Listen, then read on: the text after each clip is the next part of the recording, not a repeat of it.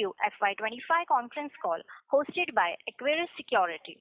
As a reminder, all participant line will be in the listen-only mode, and there will be an opportunity for you to ask questions after the presentation concludes. Should you need assistance during the conference call, please signal an operator by pressing star, then 0 on your touchtone phone. Please note that this conference is being recorded. This conference call may contain forward-looking statements about the company, which are based on the beliefs, opinion, and expectation of the company as on date of this call. These statements are not the guarantee of future performance and involve risk and uncertainty that are difficult to predict. I now hand the conference over to Mr. Shripal Doshi. Thank you, and over to you, sir. Thank you, Nivedita. Good evening, everyone. We have the management of Fedbank Financial Services to discuss the 2QFY25 quarterly results. The management is represented by Mr. Anil Kothari, MD and CEO, Mr. CV Ganesh, CFO, and Mr. Amit Singh, Head IR. I would not take much time and hand over the call to Mr. Anil Kothari for his opening remarks, post which we can open the floor for question and answer. Over to you, sir. Thanks, Shripal. Good evening, everybody, and welcome. Thank you for joining the Q2 call to discuss the earnings of Fedfina. Over a year ago, NBFCs were in a Goldilocks kind of situation. This was based on the trifecta of circumstances. One was growth. The second was what was expected to be a declining interest rate environment, and the third was the benign end of the credit cycle. Of these three assumptions, one has played out, which is that growth is there, and the other two haven't played out the way we thought we would. Rates haven't come off over the past year, even though they still hold the promise over the next 6 to 9 months. And the credit environment seems to have materially changed for now. In Fedfina, it was a very busy quarter for us. First up, we've made steady progress on our twin engine strategy. We've seen growth in the quarter. Our AUM grew to 14,220 crores at the end of Q2. This is a growth of 7.8% quarter on quarter. Both our businesses, working capital as well as gold loans, registered smart growth, growing 9 and 8.2% respectively. So growth is there for us. We also invested significantly in our future. We added 46 branches in the quarter gone by. Our presence now is in 665 branches across 18 states and union territories in the country. We've also added about 500 people in the quarter, and we now have 4,743 people at the end of Q2. Finally, we continue to improve our technology, and we fully implemented Salesforce in our small mortgage business, and this is across over 200 branches. All our throughput now is on Salesforce, which we use as a front-end system. We've also made progress in terms of improving our asset quality. This is across buckets. Our 1+, 30+, and GNPA numbers are better quarter on quarter. Our gross stage 3 is now 1.9%. However, reflecting our view of the environment and feedback from what we see on the ground, we have taken an additional ECL provision of about 22 crore rupees during the quarter.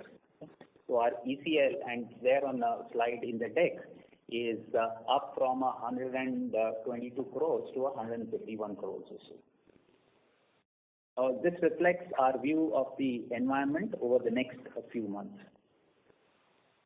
Finally, there have been several regulatory kind of vicissitudes over the past 6 months. At Fedfina, we have carefully analyzed whatever we've seen in terms of either circulars, news items, or informal feedback that we get, and continue to benchmark our practices and our policies in light of whatever inputs we receive. So adhering to regulation and ensuring that you stay on top of them is now more than a full-time job, and we confirm that we are entirely in compliance with whatever regulations and informal feedback that has got received from the market. Finally, in Q2, we've received a rating upgrade from CRISIL. We are now rated AA+. So it's across CRISIL, India Ratings and CARE, all the three rating agencies. We have a AA+ rating. We are among the dozen or so NBFCs which have a rating of similar or better. Our profit for the quarter was 64.55 crore rupees.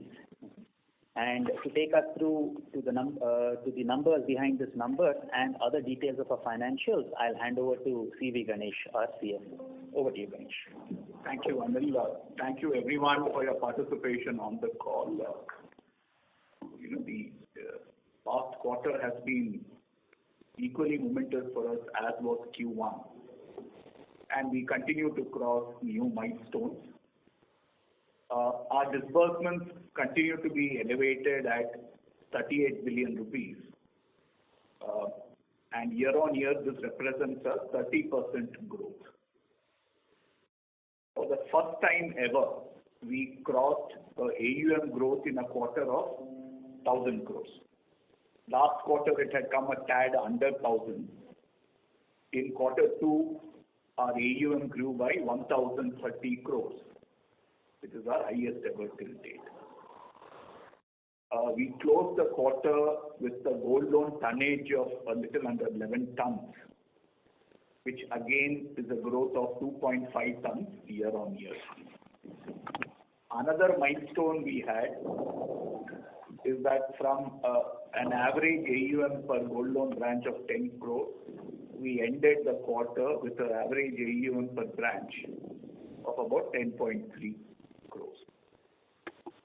So these were the milestones. As Anil articulated, we now also have a AA+ from CRISIL from a long-term rating. It positions us well from long-term borrowing because typically for long-term borrowings and bond offerings, people take the lowest of the long-term ratings.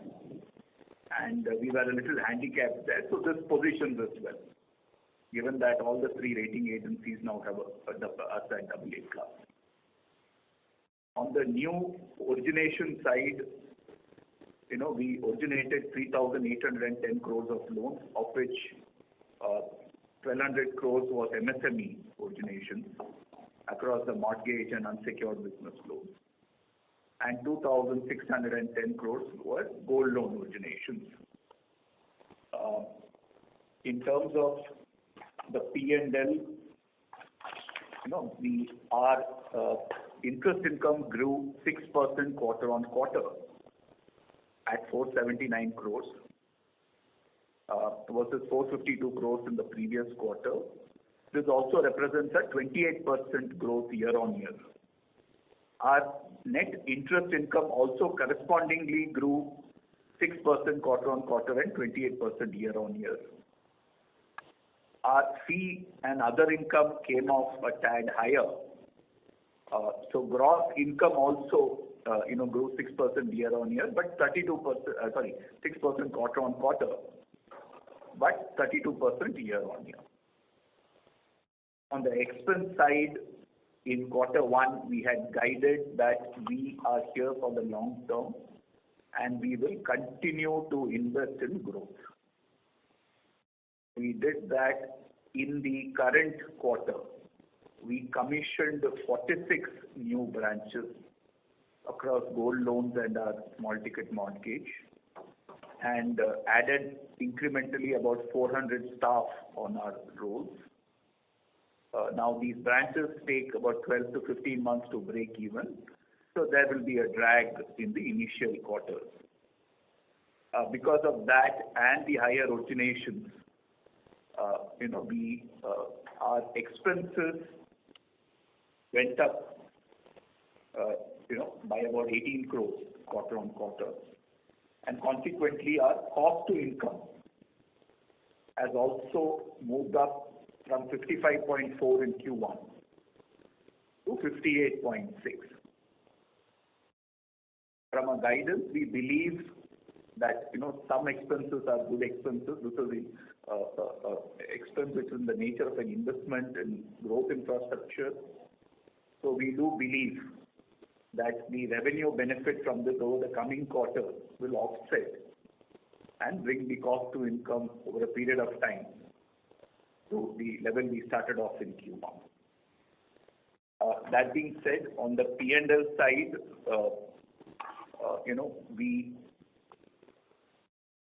our credit costs moved up 13% quarter on quarter, as Anil articulated.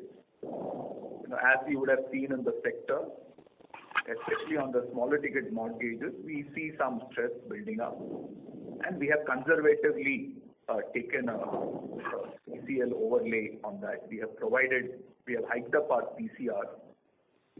If you see our SEBI financials which we have uploaded on the exchange, you will see that we have increased the PCR coverage by 250 basis points quarter on quarter. Our PAT came in at 64.5 crores. This compares with a 70.2 crores in quarter one and represents a 8% degrowth. However, on a year-on-year basis, this represents a 12% growth over the 57.8 crore we did in Q2 of 24.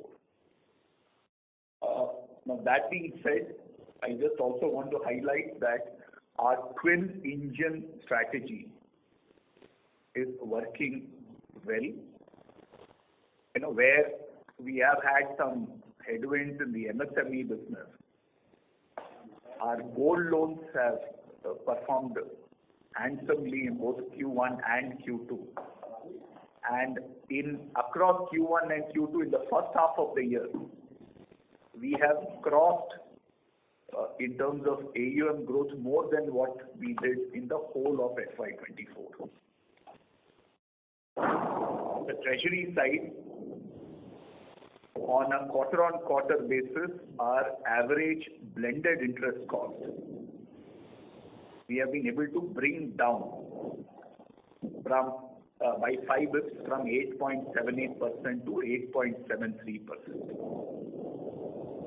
On the incremental cost of borrowing, while you would have seen all banks raise their MCLRs, we have actually been able to reduce our incremental cost of borrowing by 5 to 7 bps quarter on quarter. Our current incremental cost of borrowing is a tad under 8.60. Moreover, about 85% of our borrowings are on the floating rate benchmark, which should aid us when interest rates start going south. Roughly 40% of our borrowings are on external linked benchmarks. Incrementally in Q2, 32% of our borrowings were linked to external benchmarks and another 21% were short-term borrowings and resettable on maturity in terms of price.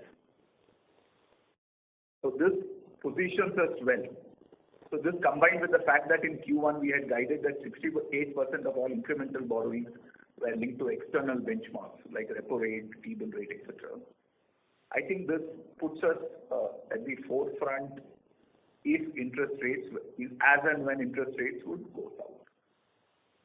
Our net worth as on September 30 crossed 2,400 crores. We came in at 2,402 crores. This was up from 2,322 crores in June 24. Our book value per share as of 30th September stands at 64.60. With that, I hand over to the moderator for questions from the audience. Thank you. Thank you very much, sir. We will now begin the question and answer session. Anyone who wishes to ask a question may press star and 1 on the touchtone telephone. If you wish to remove yourself from the question queue, you may press star and 2. Participants are requested to use handset while asking a question. Ladies and gentlemen, we will wait for a moment while the question queue assembles. as soon as someone presses star and 1 to ask questions.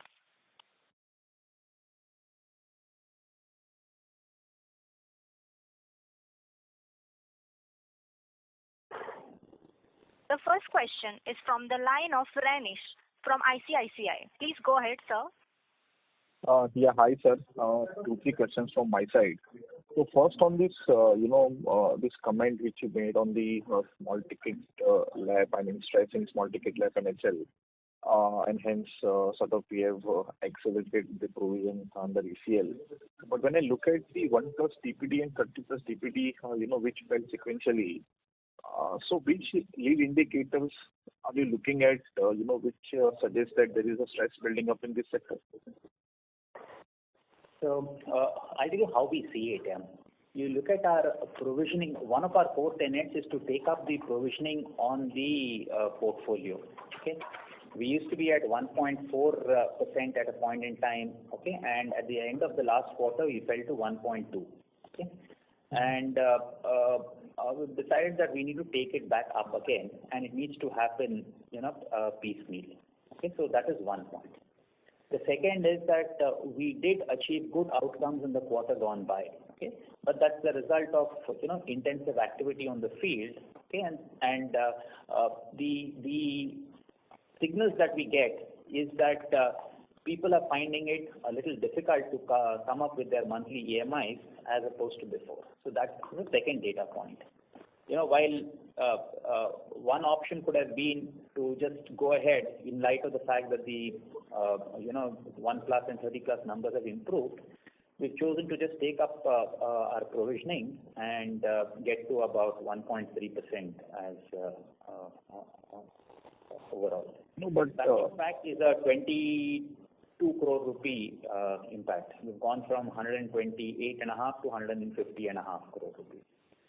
Yes, I mean, just to follow up on that. So, of course, the provision has to be driven by the ECL model, right? So now, when your lead indicators are improving, what parameters are we modifying? I mean, are we increasing PD or are we increasing LGDs to create overlay? So this is a discretionary management overlay, and as you can see on slide 43, it is across the buckets, across stage 1, stage 2, and stage 3. Okay. Now we do an annual ECL refresh exercise. Okay, typically either in Q3 or Q4 every year. Last year we did it in Q3. The years before that we did it in Q4. And what that exercise will do is to reset the PDs and LGDs in light of our experience over the, in light of our added experience over the previous 12 months. So that input is not yet baked into, what we've done. Got it. Okay, so last quarter, we sort of highlighted that for the full year, our credit cost will remain, I think, around 80 basis point or so. Now, when I look at the first half credit cost, it is actually more than 1%. So how do you see, that line item trending going ahead? It's a fair point. Last quarter, I did say that our cost of credit through the year will be about 80 basis points, up from 60 basis points in the year gone by. At this point in time, it looks like it may be a little higher than 80 basis points, okay, given what we are seeing. Now, as a step towards that, we've done a discretionary provisioning this quarter, and maybe we could see 90 basis points or even 100 basis points for the year, entire year. But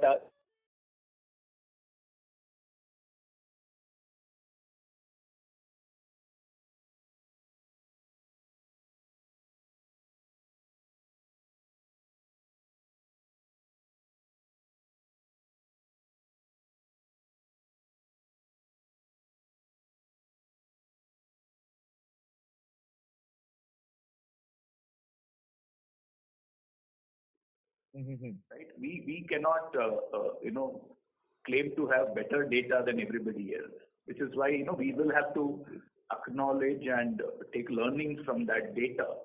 And part of that is driving our strategy around the credit cost as well. Got it.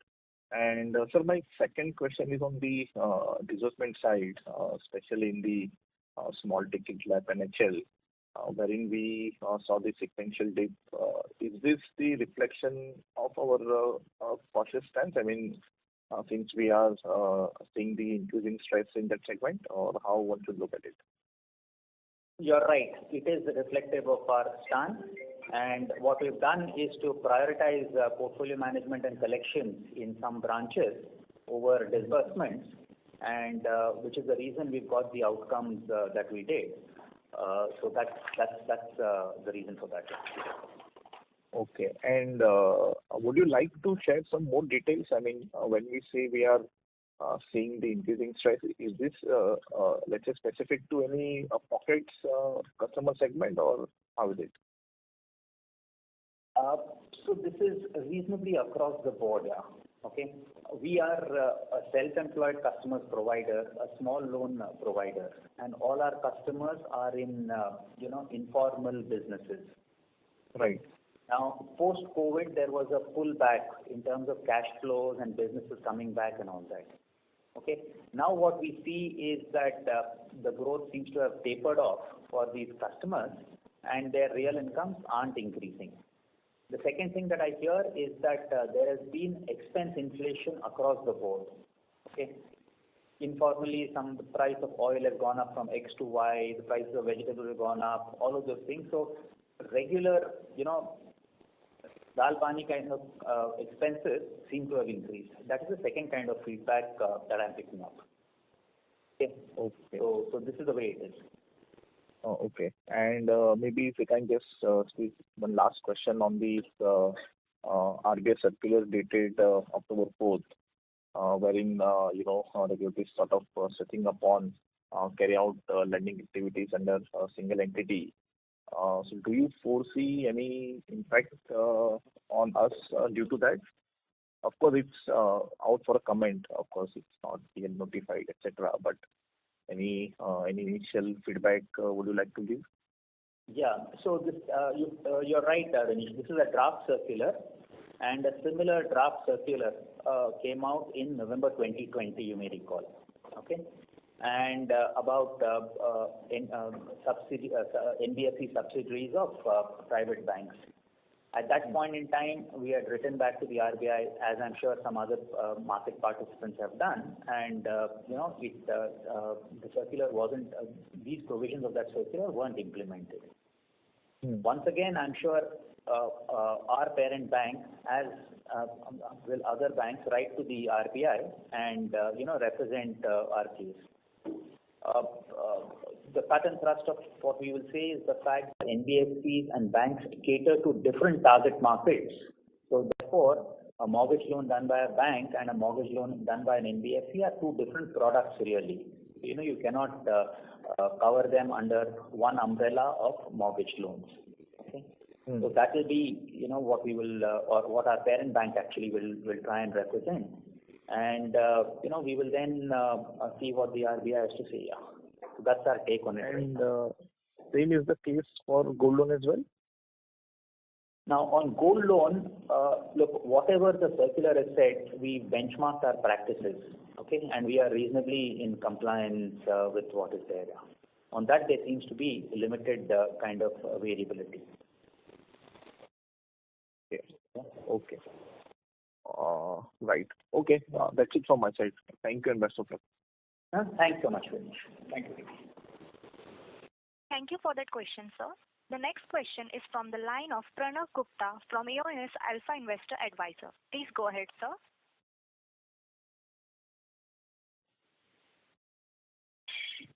Hello. Hi, Pranav. Yeah, hi.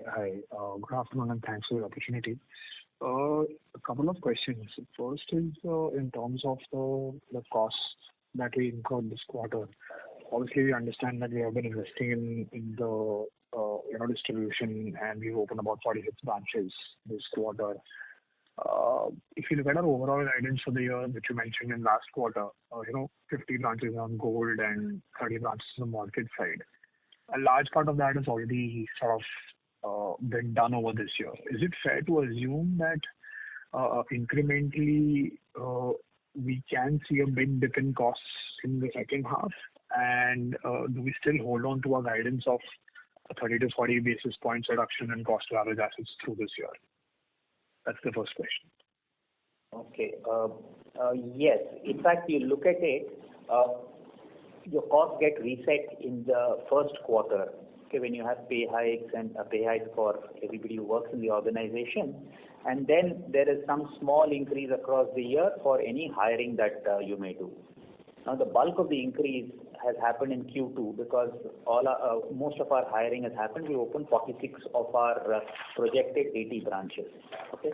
In Q3, there will be a marginal increase in terms of people cost for the remaining branches that we will open. And the intent is to get done with the branch opening agenda by the end of Q3. Okay. So that is what it is. In terms of cost as a percentage of AUM, it is reasonable that we may get to a 30 basis points kind of improvement across the year. It actually depends on how we see how we pursue growth over the next 2 quarters. The first 2 quarters have been good. We've grown at 40% year-on-year kind of number, and while that's ahead of what we intended for the course of the year, if we don't dramatically slow down, we should be able to get to those numbers. Right. And just a follow-up question from the previous question on asset quality. If you look at, like you mentioned, there is some pain on the mortgage side, and you mentioned that the reduction that we have seen in other indicators, which is 1 DPD, 30 DPD, is mainly due to the efforts that we have put in terms of collections. But I mean, if you look at gold, right, asset quality has remained stable there, not just for us, but probably at an industry level, with gold prices going up, LTVs, getting better. Is it fair to assume that maybe we are being a little too conservative on the credit cost guidance of 100 basis points, and maybe third quarter sort of surprises us positively, or at least not third quarter, but the year itself? So the short answer is I hope you're right, but ours is a business of two halves. There's a gold loan business, there's a non-gold loan business. The gold loan business has zero to negligible credit cost, and to the extent that gold loan forms an increasing portion of our on-book or AUF or balance sheet, we are well served. We will not have credit cost on that. Now, on the non-gold loan side, look, there are two components to credit cost. One is what you crystallize, and the second is what you estimate and pursue through ECL. On the latter, it's a function of what your view of the environment is and what the feedback on your portfolio is in terms of PDs and LGDs. Now, for now, I think we should continue to believe we'll be at about 1%, and there's an upside at some point in time, so be it. Yeah. Okay, there's no need to think about it just now, is what I would say. Right. I'll just add there, Pranav, that there is internal data and there are external data as well, right? So we have to be cognizant of the external data telling us a story as well, and that's where that's why the commentary. And the reason I'm asking this is because while on one side, we are talking about some stress being built up, or at least what data we are seeing, but our growth hasn't really eased off in that segment, right? So it's sort of sounding either counterintuitive or us being too cautious. That's the reason I'm asking this question, because our growth has been pretty strong in the mortgage piece as well. You're right. I think what you should take away is that the management expects 1%, okay? And there has been better 1+, 30+ outcome in the previous quarter. But however, those have been hard won. And I don't think that will change in at least Q3. Okay? And we'll wait for Q4 to happen before we comment on what could happen on Q4. Right. And in that case, do we envisage some slowdown on the smaller ticket or medium ticket LAP side in terms of growth, as we sort of either tighten standards or take it a little slow? in the second half? In Q3, definitely, because we, as any organization would, we continually review our practices, see where what kind of borrowers are stressed and all that. So, and we calibrate our approach. So I can say that since we are already almost a month into Q3, it is there'll be a marginal slowing down in the month of in this quarter. And in Q4, depending on what it looks like while we enter Q4, we will be able to guide you. Yeah, so I'll just maybe supplement what Anil is saying there. See, I think one thing a little different about us is that we are not a single product company. We have 4 products. So if you see the medium ticket, while there has been a slowdown in the small ticket portfolio, if you see our originations in the medium ticket lab, it has gone up 50% quarter on quarter. Right? And the year-on-year growth in that book is 130%. So we have, multiple levers. And if we go slow on something, we have the opportunity to go fast on something else. No, that gives us confidence in terms of the resilience of the product suite. Yeah, no, absolutely. Just one last question on the gold loan bit. So we've seen, disbursements come off on a quarter-on-quarter basis. Obviously, last quarter was probably aberration on the upside. And if you see the off-book proportion, that has also come off on a quarter-on-quarter basis. Are we seeing any teething issues on the co-lending partnerships, or is it just a blip in the quarter and then you normalize from here? So the growth of gold loan is not a concern, and you should not look at disbursements. You should look at the growth in the balance sheet, because the borrowers tend to borrow multiple times, so and repay. So from that standpoint, we are well served. We had a blowout Q1 because of a dramatic increase in the price of gold at that point in time. That is point number 1. Point number 2 is you look at our co-lending volume. It has stayed roughly more or less static over the past quarter or so. That's because our partner banks are also processing all the regulations that the RBI is issuing. As we speak, we are talking to 3 new providers, and we are in the midst of going live, in the process of going live with 3 new partners. And that should happen over the next couple of weeks. Okay, so the hiatus that we've seen over the past quarter is because people are trying to come to grips with the with the altered reality, if any, for them. And otherwise, structurally, I don't see a slowing down of co-lending for gold loan, because the banks are hungry to get as much gold loan as possible, because it's a zero risk weight product for them. So it's an arrangement that works very well for the bank as well as for the NBFC that partner it. Understood, sir. Add a little bit more to that commentary. See, in the regulatory context, RBI has been very studied in terms of their approach, and they have been soliciting a lot of data points from various providers. So normally, in such an environment, when all regulated entities are a little unsure, right, and slow, you remove your leg off the accelerator. I think that's only that much to it for Q2. Understood. And could you just give the amount of tonnage on an absolute basis, if possible? Maybe we were a little under 11 tons. QQYY. So we were a little under 11 tons. 10.7. 10.7 would be number. And maybe a QQYY comparison, if possible. QQ was 10.2. So 10.2 June. Last June was 8.6. Okay. And 8.3 in last September 23. Sure, sir. Thank you so much. Thank you. Thank you for that question, sir. The next question is from the line of Ganesh Nagasekar from Bharat Bet Research. Go ahead, please.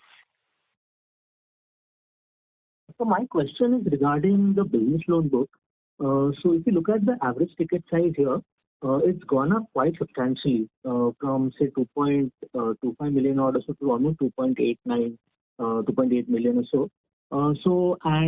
Just broadly wanted to understand the reason for this drastic jump, given that broadly we are a bit cautious on the credit environment. So broadly, how are we looking at the space and incremental lending in this subsector as such?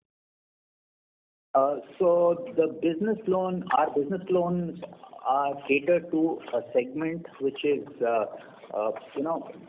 the prime segment, which means these are customers who have a P&L, balance sheet, tax returns, and everything else. So that is the segment that we cater to. That is point number one. Point number two is that we see that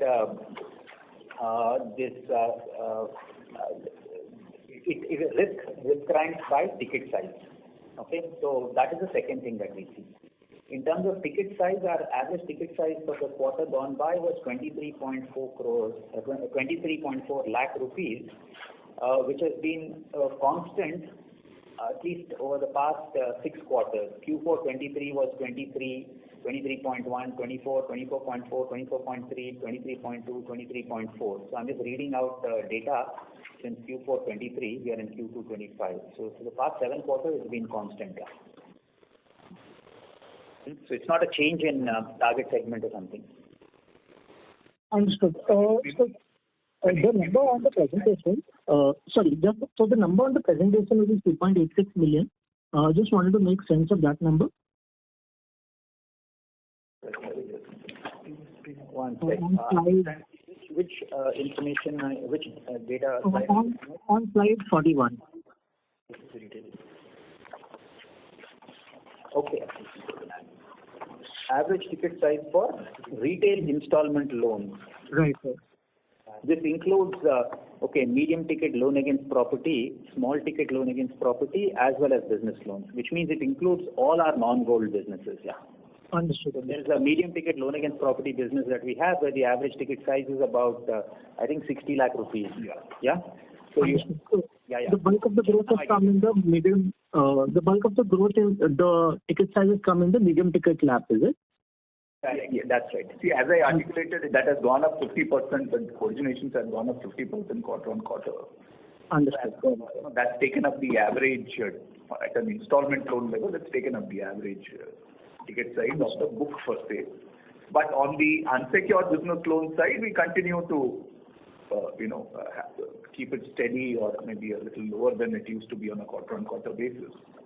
Yeah. And if you see, even the off-book arrangements on there has gone up to 33% in September from 30% in June. Understood. Got it. That's it from my side, sir. Thank you, Manish.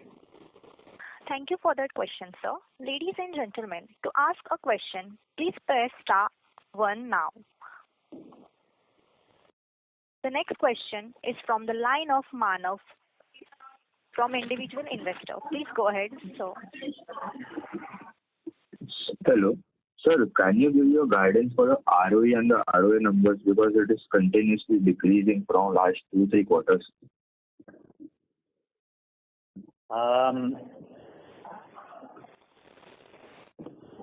So I'll try to answer that.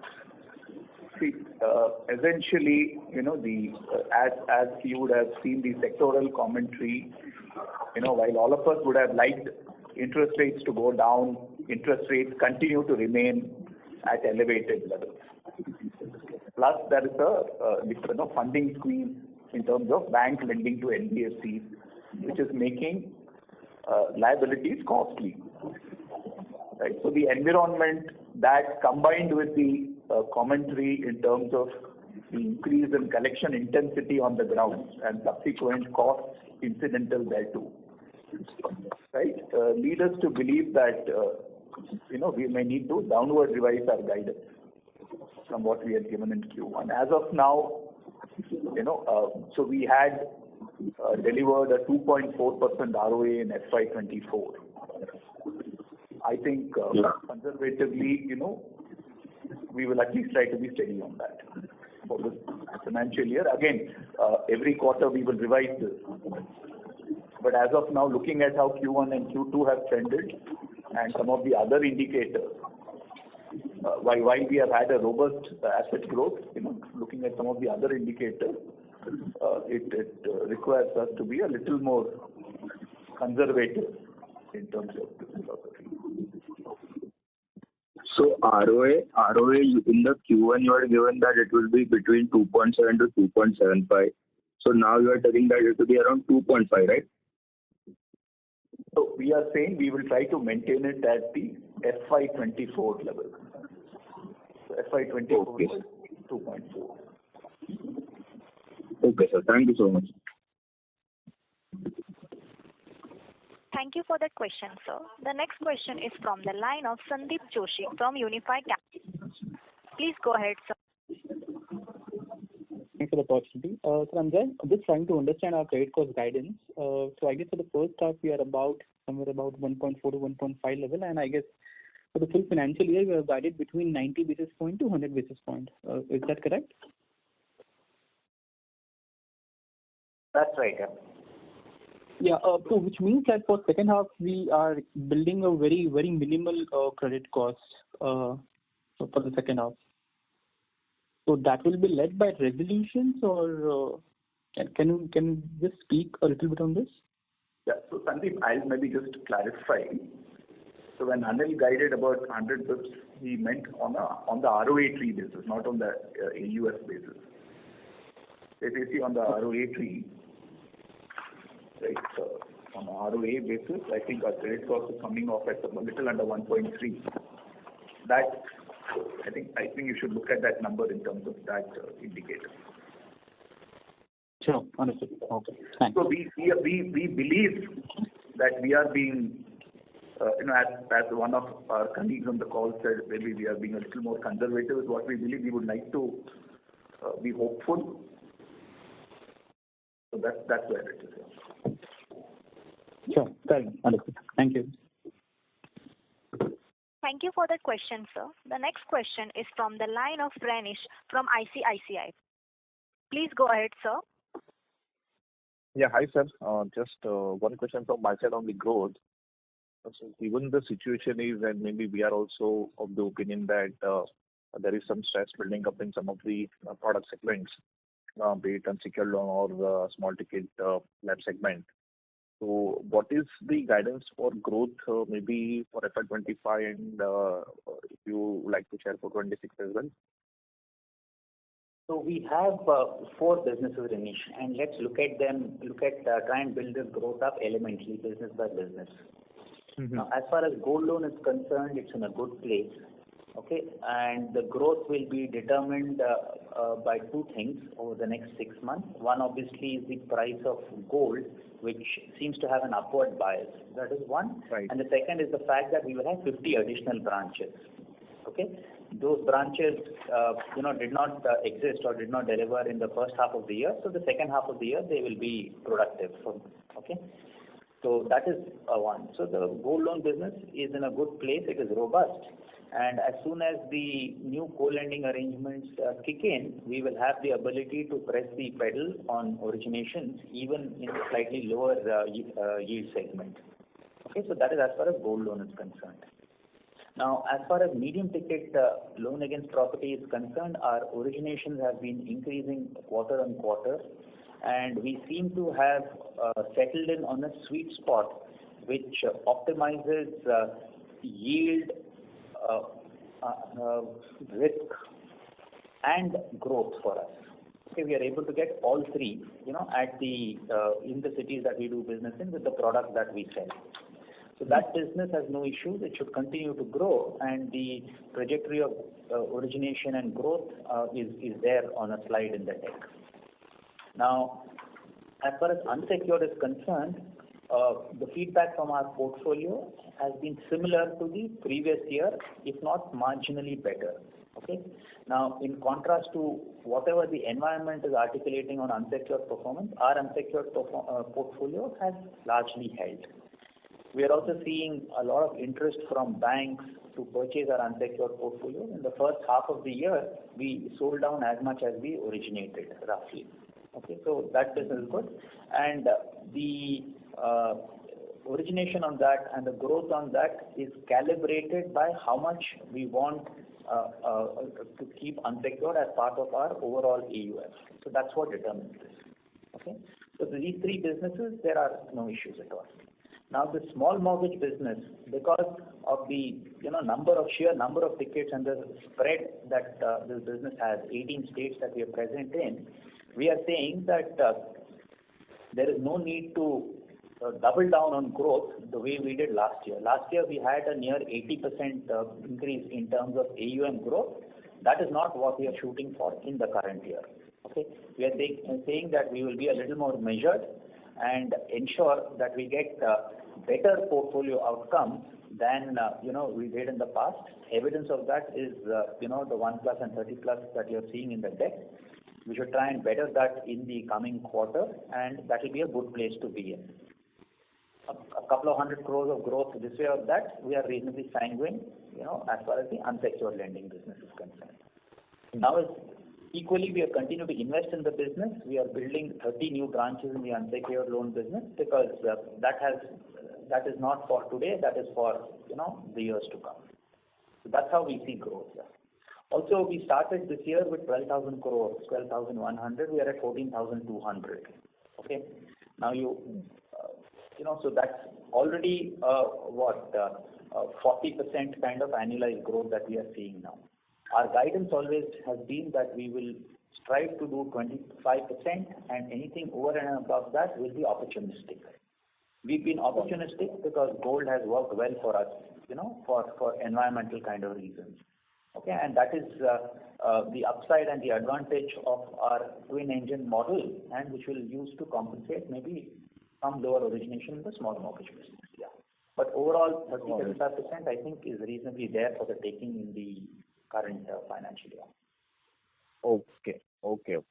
Got it. This is very helpful, sir. Thank you. Yeah, given that we already finished first 2 quarters and we've done 2,100 crores of growth. Correct. So sorry, apparently I said 30 branches in unsecured, 30 branches in small mortgage. Yeah. So I should clarify. Sorry. Okay. So another 30 branches in second half. Typically. No. Apparently, when I spoke in my commentary, I said 30 branches in unsecured. Okay, I misspoke. I said 30. We are opening 30 branches in the small mortgage business. Got it. No, so this is over and above 40+ branches what we added this quarter, right? Or yeah, we added 46 in the quarter gone by. Right. Okay, our total our target for the year is 80. So 80 minus 46 is 34. Okay. So got it. Okay. Thank you, sir. Understood. Thank you. Thank you for that question, sir. The next question is from the line of Sneha Ganatra from Star Union. Please go ahead, ma'am. Hello. Yeah. Regarding this, just wanted to know your thought on this, basically on the margin in the cost of funds. Just wanted, because as credit rating is upgraded, so are we seeing that the cost of funds are expected to be peak out from here on? How do you see the second half of the cost of funds, and basically on the margin that can you guide us? And second question is what are the OPEX that we are planning for additional 40 branches and additional overall 80 branches and additional 40 branches are expected to come. So what are the core benefit when we expect that the cost to income benefit that could be that we get income? Ms. Neha, we can't hear you. Can you please? Yeah. First question is just wanted to know your thought. How is the cost of funds to be panning out? Are we seeing the peak in the cost of funds considering the rating agency have upgraded? And second question is how do we see overall OPEX to be panning out, and when do you expect that operating leverage benefit that will occur in the upcoming quarters? Okay. So I'll request Ganesh to answer question 1 on our cost of funds and what we anticipate will happen in H2. Thank you, Sneha, for the question. I think it is fair to say that I don't have a good answer for that, because we have been hopeful that RBI will mirror what the Fed is doing, but it will happen when it happens.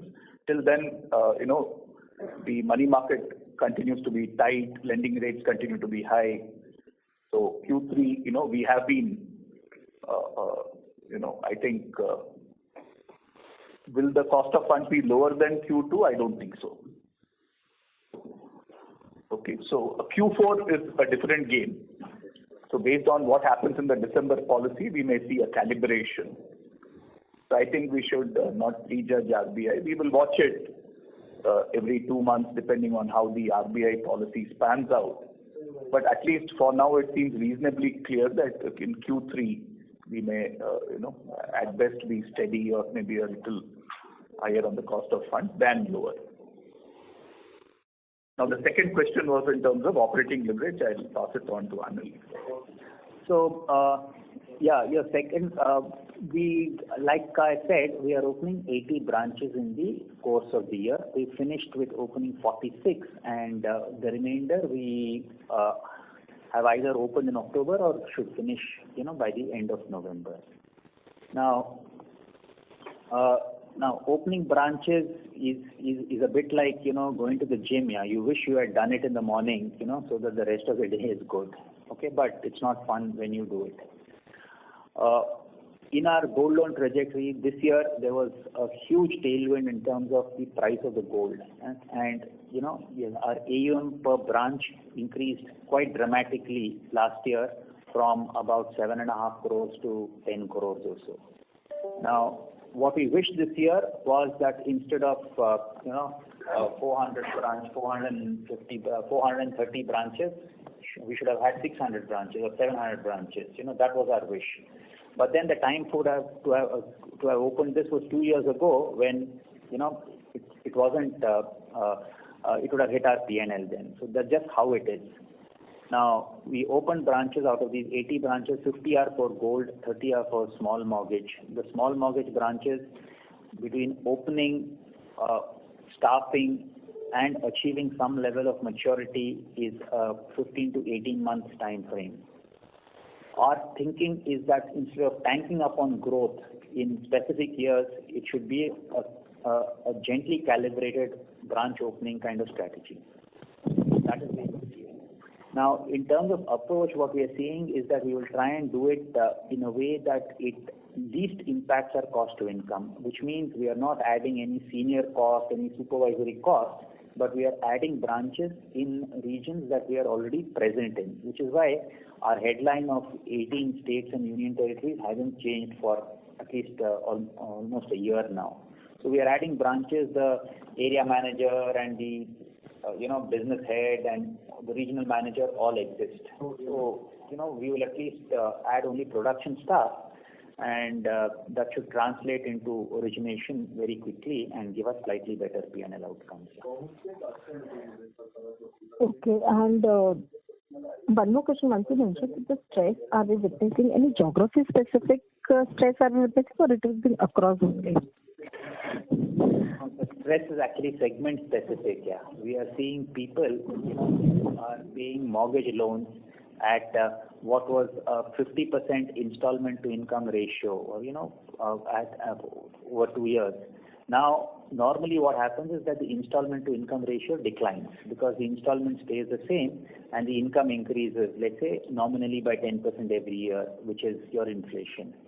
Now, what is happening is that the inflation that is hitting the poor, this segment is far in excess of nominal inflation.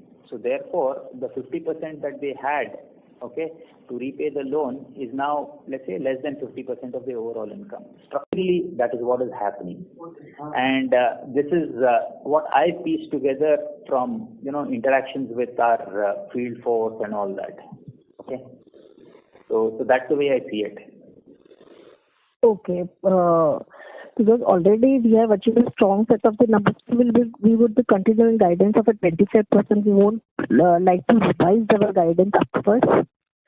Sorry, if I can ask you to repeat the question and, from a bit further away from the phone, yeah? Yeah, just wanted to know, already we have achieved a strong set of numbers on the growth front, and we won't be planning to revise our growth guidance about 25% plus for the next fiscal also?